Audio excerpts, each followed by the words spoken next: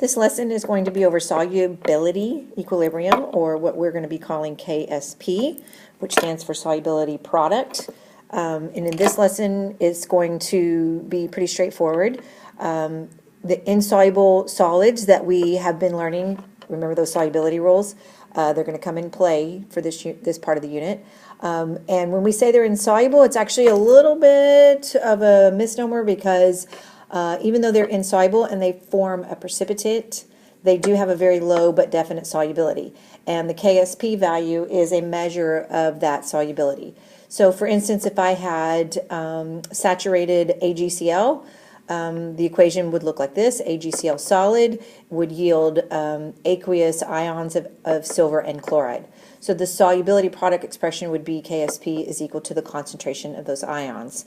Remember from previous, solids and liquids do not appear in the solubility or any of the equilibrium expressions. And so our KSP is just going to be the concentration of our ions. And that's because the solid is left out. So if I had silver chromate here, not chromate, oh my goodness, silver carbonate, sorry about that. And then of course that would break into 2 silver plus CO3, one of those. And I want to refresh your memory in that when that happens, this silver would be twice as much concentration as the carbonate because of that coefficient. So we got to remember that. And the KSP can be a measure of the solution's solubility. What I do want you to understand is that KSP values cannot be directly compared with each other if the number of ions in the formula differ.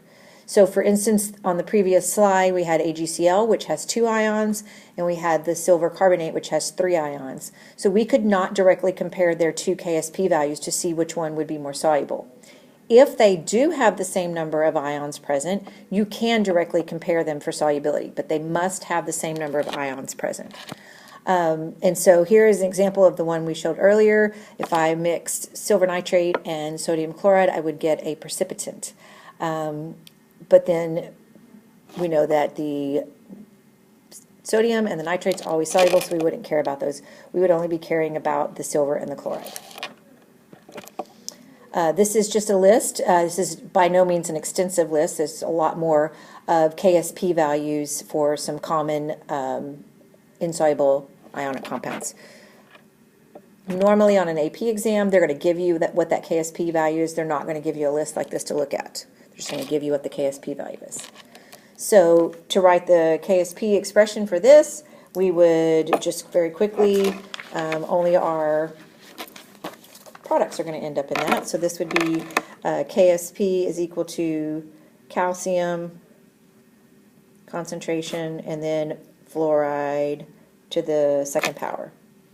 And then for silver chromate, we would have Ag plus second, and then the chromate.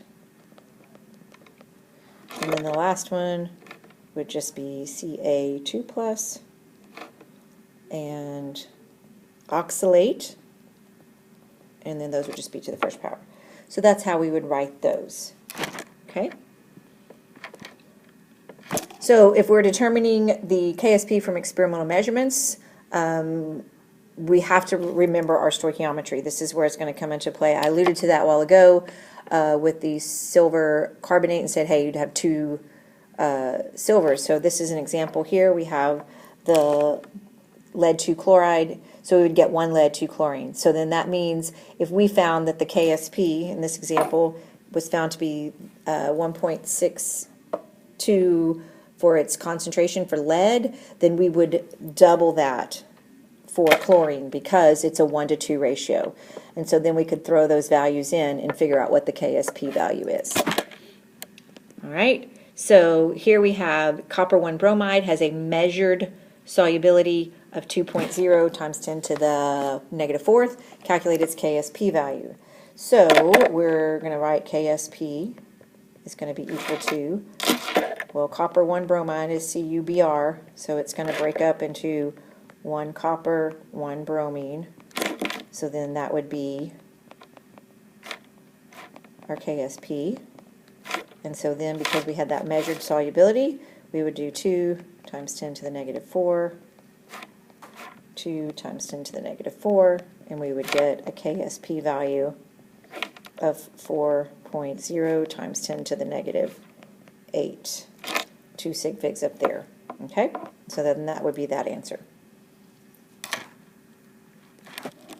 For KSP for bismuth sulfide, first of all, we're going to see how that would, so we have Bi2S3, so that's going to give us 2 bismuth plus 3 sulfur. So KSP is going to be, gave us a molar solubility of 1 times 10 to the 15, negative 15. So this would be 2 times 10 to the negative 15, 3 times 10 to the negative 15 to the cubed and second. So notice I doubled it and I still did their exponents. So then that's going to come out to a KSP value of a really small number, 1.1 times 10 to the negative 73, which is really, really small. So that would have very little solubility because that's a highly negative exponent.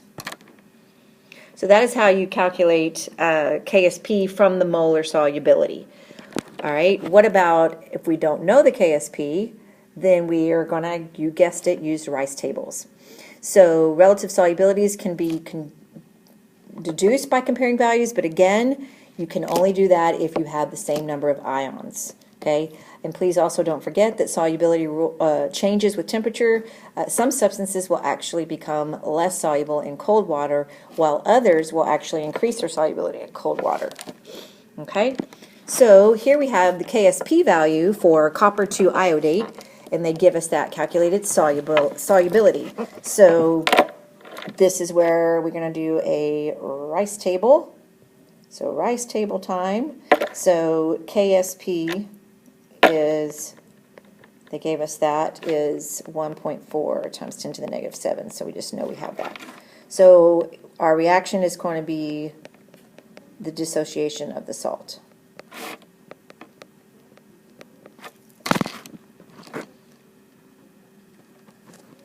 So there's our R. Our I is going to be initial. And of course, we're never going to do anything here, so just, you can ignore it. So usually I go ahead and just put zeros there, because, or dashes, because we'll never have anything because that's a solid. So initially we have 0 here and 0 here.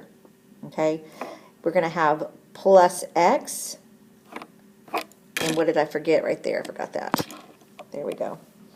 Because that's going to give me 2, so then I'm going to have plus 2X. So then, at equilibrium, I've got X and 2X.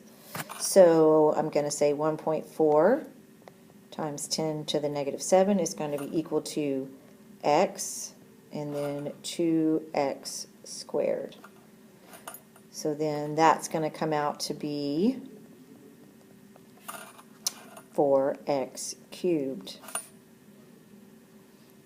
And then to get X, I'm going to take the cubed root of dividing that by 4, 3.5 times 10 to the negative 8. So that gives me 3.4 times 10 to the negative 3 as my solubility. Oh, it's going to be solubility, so I need moles per liter. Sorry about that. Almost forgot the units.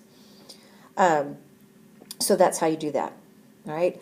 One of the things that you're going to start to notice, you still got to show it, but one of the things you're going to start to notice, if something is going to have 3 ions, it's going to end up being 4x cubed when you get done with it, okay, because of the way it plugs in right there. So that's just something you'll start to recognize, okay? So let's do a couple more before we move on. Solubility and the common ion effect, so that's going to look a little bit different. That one's not going to look like the 4x cubed because we're going to have a common ion, so we're going to have to account for that in our Rice table, okay? So this one says calculate the solubility of solid calcium fluoride in a 0.025 molar NaF solution, Okay, so that means that because we have this right here, that means at initially we're going to have 0.025, and we're just going to assume 1 liter moles of fluoride present, okay, because of that solution. So, and it gave us a KSP value up here, so we'll refer to that in a minute. So CaF2 is going to be calcium 2 plus 2F minus. And just a note, whenever I do these reactions, I have a bad habit of forgetting to do the double arrow. If we're doing an equilibrium problem and I forget to do the double arrow in a video, assume it's there. I just forget. So here's the R, I, C, E. These are all 0. We don't care about this column. And then this is going to be 0. This is already 0.025 because of the common ion effect. So plus X plus 2X. So at equilibrium, we've got X and then 0.025 plus 2X. So that means we're going to have 4.0 times 10 to the negative 11. Let me rewrite that. I don't like the way that looks. Is equal to X and 0.025 plus 2X squared. Now I'm going to show you something kind of crazy, and it's called the ability to neglect X. And what we're going to look at here is that for something that's fairly insoluble, 0.025 is a fairly decent concentration. And so we're going to assume that whatever this change is right here, that it's not going to be very much. It's going to be so small that it's not going to make a difference, okay? And so if we're going to do this, we have to actually show that we're doing this, okay? And we're going to say, assume that X, the change in X, we're going to say assume that it's going to be negligible, okay? It's an assumption we are allowed to make. I will show you that we have to check our assumption to see if it's true. And the assumption has to be that it's less than 5% of the 0.025. So it's oftentimes wonderful to just neglect it, work it out, and then double check. And if it is less than 5%, then it's a good assumption. If you do the assumption and it's greater than 5%, well, then you just have to go back and do the math and put the 2x back in there, okay? So this is going to greatly reduce the amount of math that we have to do. So now we're going to have 4.0 times 10 to the negative 11 is equal to x and 0.025 squared.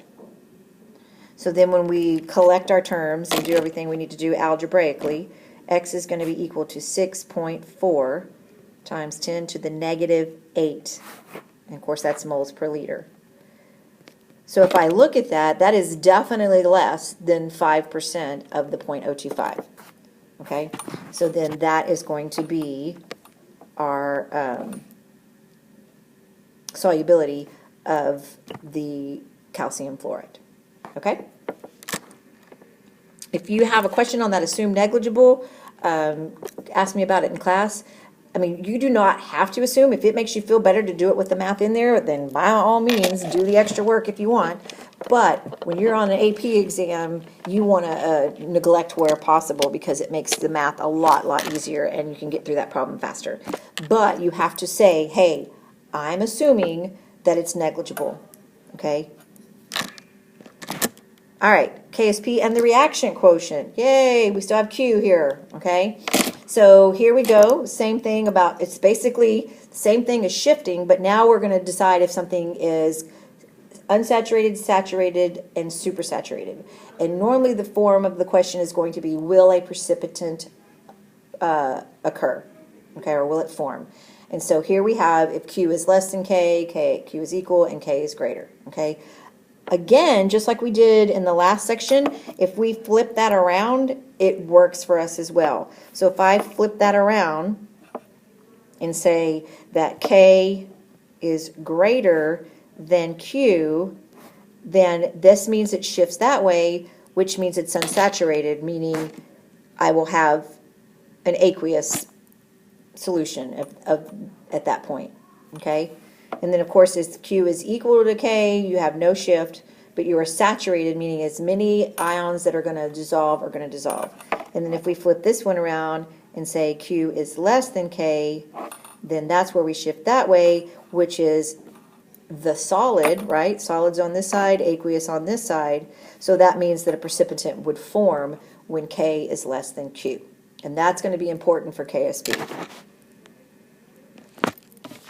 So, of course, that means we're going to do some problems. I'm going to let you read through that. You don't need me to read to you. So let's just work the problems because that's what you really care about. So here we have a solution that's being added by adding 750 milliliters of 4 molar acid to 300 milliliters of 2 molar KiO3. And it says, will the cerium iodate precipitate? Okay, will it precipitate out? So here's the deal. We're adding some stuff together, so guess what changes? Our number of moles and our concentration. So this is going to look a little different because we've got to calculate the new concentrations when we're adding these two things together, because when we add them together, we now have new volumes, which affects their molarity. So this is going to look fun. You ready for this? All right, so the first thing we need to do is we need to calculate the new concentration of the two ions that would have the ability to precipitate out. So I'm going to do it like this. I'm going to say, up at the top, 750 milliliters times the molarity. And normally I would make you put that in liters because it's moles per liter. But since we're going to divide by milliliters, it's cool, we don't have to, because we're going to cancel those out. So I'm going to say 750 milliliters plus the 300 that we added it to. And that is going to give me a new concentration for the cerium of 2.86 times 10 to the negative 3. Now I'm going to do the same thing for the iodate. Okay, so the iodate is coming from KiO3. So we're going to have 300 milliliters times 2 times 10 to the negative 2 molar divided by 750 plus 300. The new volume. So the new molarity, when I add them together, is 5.71 times 10 to the negative 3. So now I'm going to calculate Q from that, and I'm going to say cerium 3 plus. I'm saying cerium. Yeah, that is cerium. And then iodate 3 minus to the third. Okay? So now I'm going to plug that in and put my new molarities in there.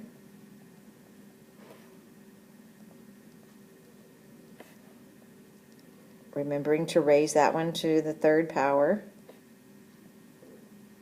And I get that Q is equal to 5.32 times 10 to the negative 10. Okay? So that is greater than K, because K was 1.9 times 10 to the negative 10. So a precipitant, so you would say Q, this is how you would word this, Q is greater than K, or if you did, you could even flip it around. The way we like to do K is less than Q, therefore precipitant forms. Do not leave out that statement, okay? Do not just say, yes, precipitant forms. You have to show them the reason that you know that it does is you compared the Q value. So make sure you make that statement. Also make sure you label that you're calculating Q here, okay? All right, so to reiterate, just to make sure, is the first step we had to do when we add two things together is we have to calculate the new molarity, because once I add one thing to another thing, I have a new volume, and so that's going to give me a new molarity, and then I plug them into my Q equation and compare Q to K. All right. Let's do another one. This time we have magnesium nitrate being mixed with sodium fluoride. Calculate the concentrations. So this one's going to be a little bit different. We're going to calculate the concentrations at equilibrium. Okay. So first of all, we have to see, does a precipitant form? Okay. Because we're actually going to have two reactions going on here. We have to see if a precipitate forms, and then we've got to see how much is available at equilibrium. So this is going to be a lot of work, okay? I'm probably going to have to change pages in the middle of this. Matter of fact, I'm going to give myself a new page instead. All right, so we're going to first determine if a precipitant forms, because if it doesn't, then our math is a lot different. So we're going to do our new concentrations of magnesium. Okay, so 150 times 1 times 10 to the negative 2 divided by 150 plus 250 for the other volume. So that's going to give me 0.00375 molar for magnesium. Now we're going to do for fluorine's concentration, or fluoride, excuse me. So 250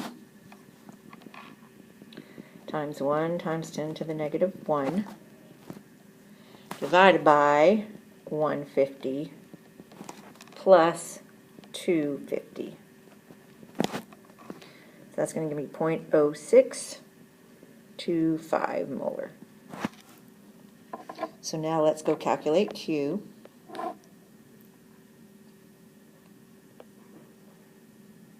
.00375, and then 0.0625 squared.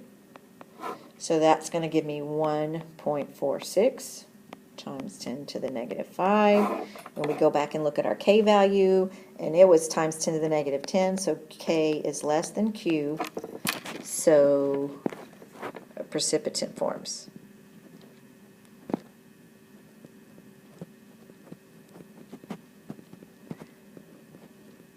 Okay, so that was step 1. So now we're going to go over here, and we're going to do our Rice table, Mg 2 plus, because we're going to reverse this, right, because we're forming a precipitant, right, is magnesium 2 plus. Okay?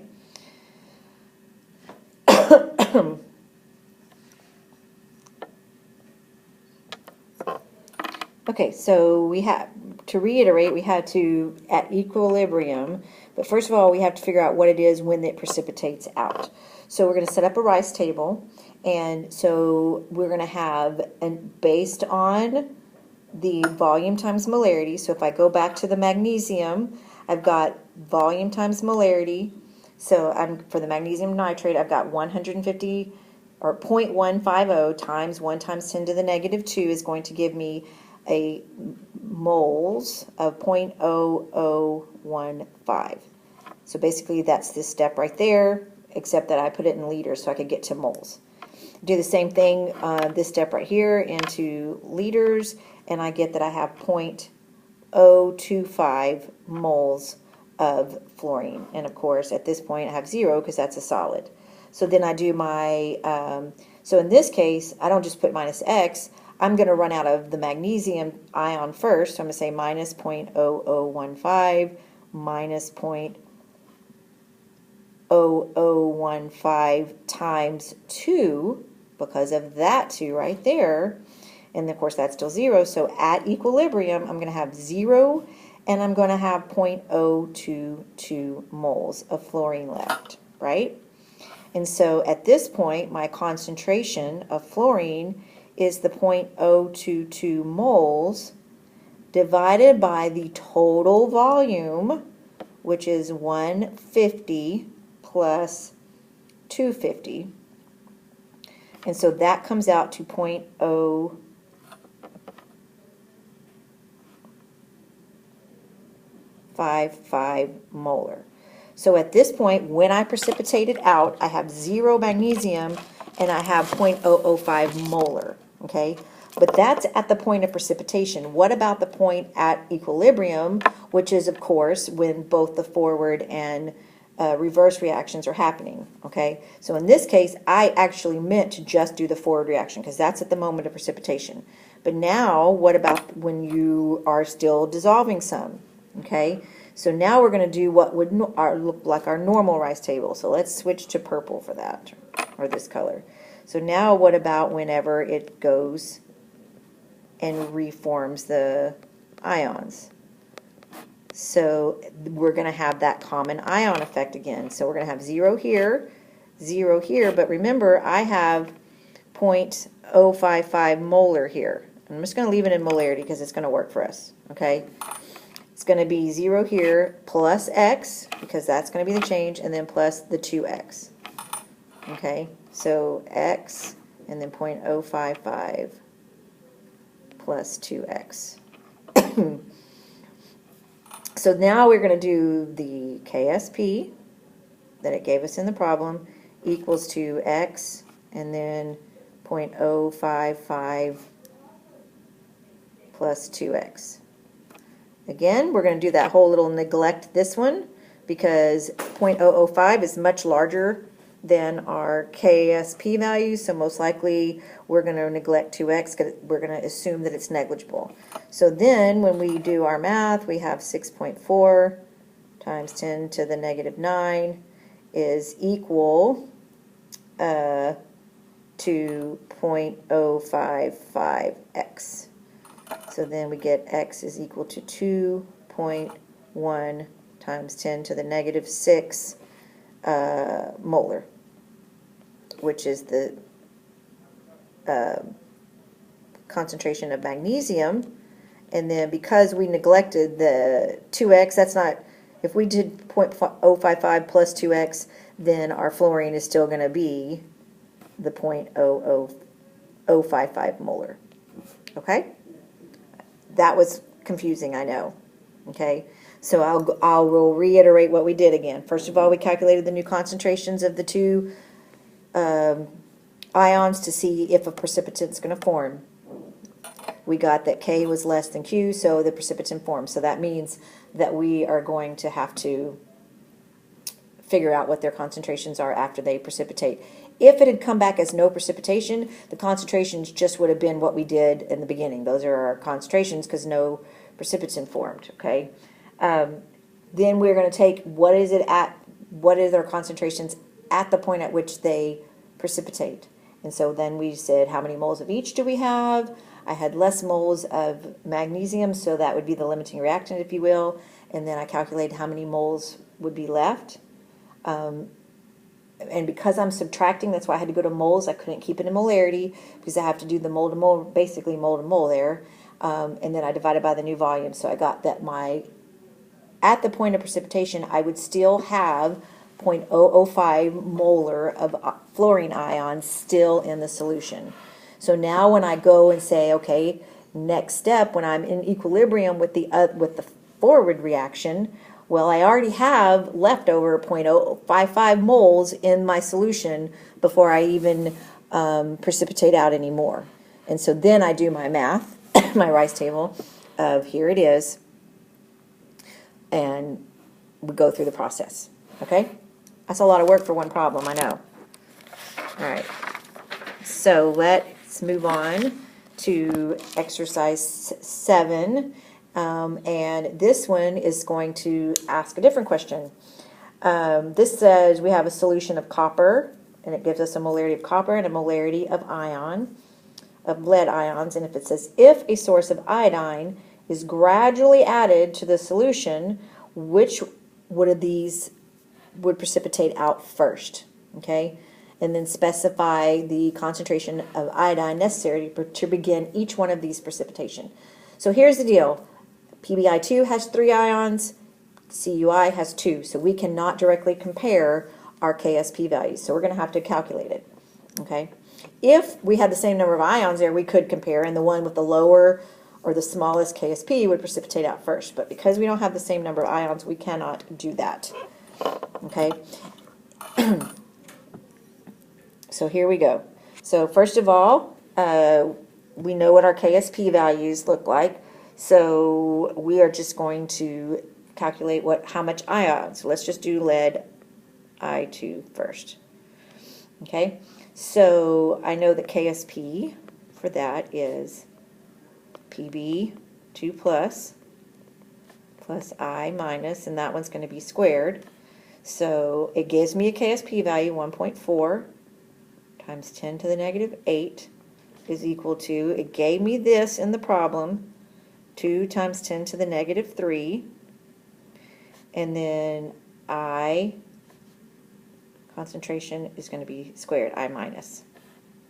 So when I do that math, I get that I'm going to need 0.0013 molar required, because this, and the reason it's that is because, remember, this is 2x, so this is 2x when you get that answer, okay?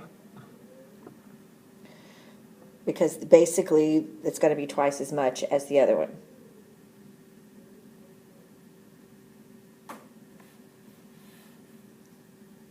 Now let's do it for copper iodide.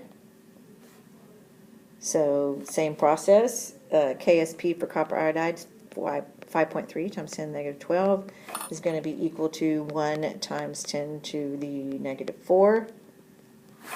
And then we have iodide minus, and then so iodide minus, concentration should be 5.3 times 10 to the negative 8, which is much smaller. So we're much more likely to reach that concentration first.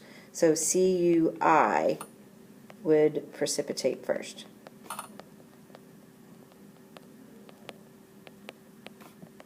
Because negative 8 is much smaller than negative 1, 2, 3. So that's basically a negative 3. So we would definitely hit that concentration of iodide first that would be required for copper. Okay? So that's how you do that one. And then I believe we are done. So that's the end. If you have questions, ask in class or watch the video again and let me know what you think.